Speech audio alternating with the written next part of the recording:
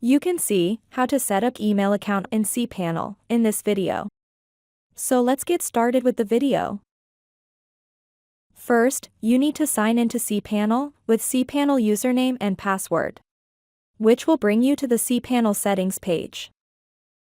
In cPanel settings page, you need to click email account option under email section.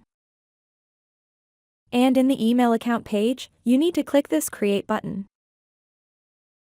And this page, you can set up the email account. First, select the domain with which you want to associate the email account. And next, enter the username for the email account.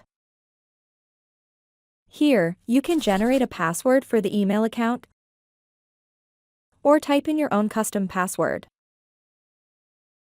And finally, click the Create button to set up the email account in cPanel. And done, you can see the email account has been successfully set up in cPanel. With this, we have come to the end of this video. Please subscribe to my channel and click the bell icon to get updates when we add more content.